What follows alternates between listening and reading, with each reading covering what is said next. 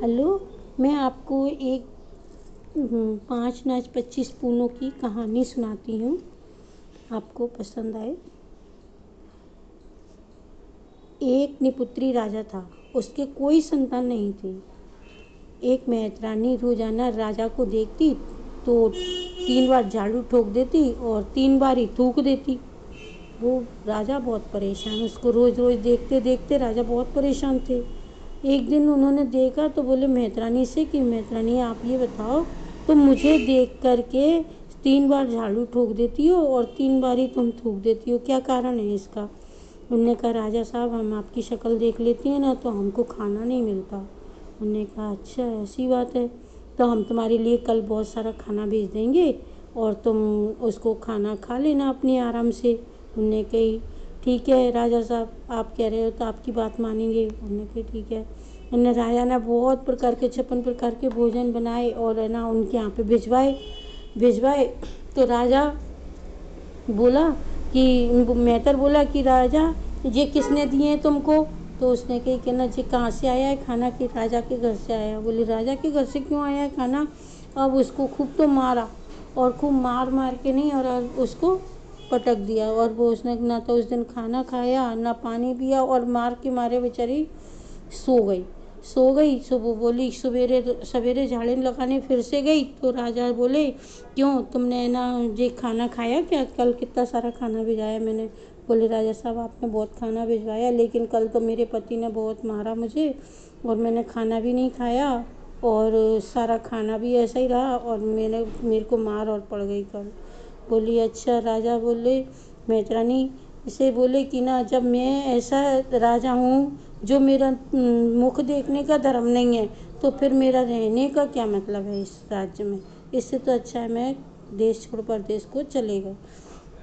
राजा बहुत दुखी मन से राज्य छोड़ के अपने घर से निकल गए। चलते चलते एक जंगल में पहुँचे। वहाँ जाकर देखा कि वहाँ पर उन्होंने महादेव जी की 12 वर्ष के लिए तपस्या करी। तो वो राजा बोले, उनका भगवान का, महादेव जी भगवान का सिंहासन हिला। 12 वर्ष हो गए तो वो बोले कि ना, पार्वती जी पूछने लगी, क्यों, तुम मुझे बताओ, तो मैं ना सिंहासन क्यों हिलाया अपना? उनने कही, सिंहासन पता नहीं क्यों हिलाया, हमारा भक्त कोई हमारी तपस्या कर रहा है इसलिए हमारा सिंहासन हिलाया। उनने कही, अच्छा ऐसी बात है। तो राजा भगवान है ना उसको वरदान देने के लिए गए तो उनने कही कि मांगना है राजा, जो मांगो। कही, ठीक है, मांग रहे हैं। उन्हें कहा कि एक पुत्र दे दो हमको हमारे पुत्र नहीं है। तो उन्होंने कहा, ठीक है। महादेव जी ने 12 वर्ष के लिए उनको एक पुत्र दे दिया। अब राजा अपने घर में चलते चलते जा रहे थे तो 4 लड़कियां घर पतुआ खेल रही थी। तो एक राजा की लड़की थी, एक तो तेली की लड़की, एक बनिया की, एक ब्राह्मण की, एक नाव की। चारों लड़कियां अपने अपने घर बना रही थी। नाव की बोलती है, अरे घर बन रहा नहीं है, ला मैं तो इसको बिगाड़ देती हूँ, मैं तो 4 घर तेल लगा आऊँगी, तब तक अपना पेट पाल लूँगी। तो उसने तो बिगाड़ दिया और चली गई। तेली की बोली कि मैं भी अपना घर बिगाड़ देती हूँ, मैं तो 4 घर तेल बेच आऊँगी, तब तक अपना पेट भर लूँगी, मैं नहीं घर में फालतू लग रही। उन्होंने कहा, ठीक है। और फिर वो ब्राह्मण की बोली, मैं तो 4 घर से सीधा मांग लाऊंगी, तब तक अपना पेट भर लूँगी, मैं तो अपना घर बिगाड़ रही हूँ। बनिया की बोली, मैं तो अपना घर नहीं बिगाड़ रही, मेरा तो सुहाग अमर है, मैंने तो 5 अनाज 25 पूनों उपास ही रही हूँ, सो मेरा तो सुहाग अमर है, मैं तो बिल्कुल नहीं बिगाड़ूंगी, अपना घर बना के रहूँगी। उन्होंने कही, ठीक है। राजा उसी की लड़की के पीछे पीछे चले गए। घर पर जाके नहीं बोले कि राजा, लड़की तो अपने घर चली गई अंदर, राजा दरवाजे पे बैठे रह गए। राजा बोले, रानी के मेहमान है। मैं, और रानी साहूकारनी बोली कि राजा के मेहमान है। सो भैया वो दोनों बैठे रहे। एक वो बाहर निकली तो उन्हें देखा कि पिताजी कोई अपने घर पे आया है, उससे पूछो तो सही क्यों बैठी हो, क्या है, पानी है, चाय है? उन्होंने कहा, ठीक है बेटा, जा रहे हैं। गए तो उनने कही, क्यों महाराज जी, तुम काय को बैठे हो यहाँ पे? राजा बोले कि ना, हम इसलिए बैठे हैं, हम तुम्हारी लड़की का हाथ मांगना चाहते हैं, क्योंकि हमें तुम्हारी लड़की से वो हो गया है, हम अपने लड़के के लिए तुम्हारी लड़की को मांग रहे हैं। उन्होंने कही, ठीक है भैया, समय तो आज शादी करनी कि कल करनी, कोई बात नहीं है। उनने शादी कर दी तो खूब सारा धन दे के उस लड़की को विदा कर दिया। तो वो ससुराल पहुंची। तो फिर अपने जा कर के उसने उसने खाना बनाया तो वो उसके सास ससुर की आंखों में से आंसू आ रहे थे। तो उसने पूछा लड़की ने कि आपकी आंखों में से आंसू क्यों आ रहे हैं? उन्होंने कही कि मेरी ना ये धुआं हो रहा है ना इसलिए आंसू आ रहे हैं। उन्होंने कही अच्छा कोई बात नहीं है मम्मी, मैं कल से धुआं नहीं करूँगी। उन्होंने कहा ठीक है। उससे धुआं नहीं हुआ फिर भी उसके आंसू आ रहे थे। तो उन्होंने कही क्यों, ये बताओ आप, आज भी आपके आंसू आ रहे हैं, आज तो मैंने बिल्कुल भी धुआं नहीं किया और फिर भी आपके आंसू आ रहे हैं, इसका क्या कारण है? उन्होंने कहा कि राजा बोली कि देखो मेरे पुत्र की आयु केवल 12 वर्ष की है और यदि ये जीवित रहेगा, हम लोग जीवित हैं तब तक तो कुछ नहीं है, हम करते रहेंगे तो हमारे सहारे जी होगी और कल को ये नहीं होगा तो फिर हम कैसे करेंगे?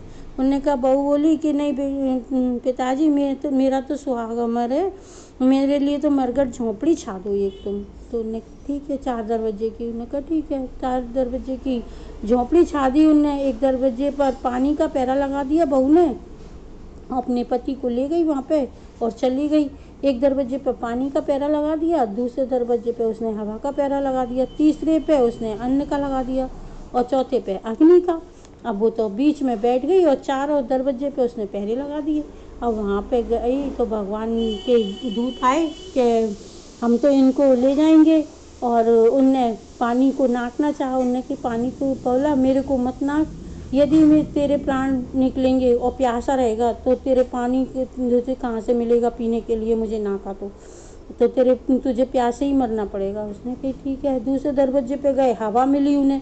हवा ने कही तू मुझे मत नाक, तेरे जब तू मरेगा तो तेरे प्राण पखेरु को कौन ले जाएगा उड़ा के, मैं ही तो ले जाऊंगी, तू यदि ऐसा करेगा तो तुझे नीचे ही पलटा रहना पड़ेगा। उसने कही ठीक है भैया। तीसरी जगह गया अन्न के लिए, अन्न को नाका। उसने कही अन्न को भी मैं मत नाक तू मेरे को, क्योंकि जब तू मरेगा तो तेरे पिंडदान नहीं होंगे तो तेरी मतलब लाश खराब हो जाएगी। उसने कही अच्छा। अब वो अग्नि क्या गया, अग्नि के पैरे के। उन्हें कही अग्नि ने कि देख तू मेरे को मत नाक, मैं ये नहीं होंगी तो तेरे को कौन जलाएगा, आखिरी समय पे तो मैं ही काम में आऊँगी। उन्हें चारों में से चले गए यम के दूत, वहाँ पे अपने घर वहाँ चले गए ऊपर जाके बोले भगवान वहाँ तो क्या कहती हैं तुम बिल्कुल भी नहीं जा सकते, क्यों कि ना वहाँ तो सती का पहरा लगा हुआ है। उन्होंने कि अच्छा ऐसी बात है। वो पार्वती जी से बोले महादेव जी, पार्वती जी तुम वरदान दे देती हो और लेने जाओ, अब वो कोई भी नहीं उनको छोड़ेगा, वहाँ सती का पहरा लगा है। तो पार्वती जी आई, जब तक उसने क्या करा, बहू ने गोखरू के खूब सारे कांटे कांटे बिछा दिए। अब कांटे कांटे बिछा दिए और लेके दूध की नाद भर के रख दी। पार्वती जी आई, बोली मैं तो मर गई। चिल्लाई वो तो कि हाय मेरे कांटा लग गया। अब वो बहू निकली बाहर, तो उसने लेके कांटा निकाल दिया और लेके उसका पार्वती जी मैया का पैर दूध में डाल दिया और पल्लू से पहुँच दिया। उससे बड़ी ठंडक मिली भगवान मैया को। उन्हें कही दूधो नहियो पूतो फलियो सुहाग अमर रहियो तेरो वन, सब मतलब बहुत सारे पार्वती जी ने आशीर्वाद दिए उनको। उसने लेके बहू ने पल्लू में गठान बांध ली कि मैं तो अब इनसे ही करूँगी। तो उन्हें कही कि ठीक है। पार्वती जी वहाँ से अपने वो आशीर्वाद दे के नहीं चलने लगी। तो वो बोली कि कहाँ जा रही हो माता जी, कि कहीं नहीं जा रही, वो एक को वरदान दिया था 12 वर्ष उसके पूरे हो गए, उसको लेने जा रही हूँ। कि नहीं तुम वो उसी की तो मैं पत्नी हूँ, तुम्हें मैं उसके यहाँ कैसे जाने दे सकती हूँ, तुम मुझे बताओ, तुमने मुझे आशीर्वाद दिया है कि तू दूधो नहियो पूतो पलियो और है ना तेरे सुहाग अमर है और तेरे 7 बच्चे होंगे, ये होगा वो होगा, बताओ कैसे होंगे। मैंने कही अच्छा ऐसी बात है तो तुम जीती हो मैं हारी हूँ।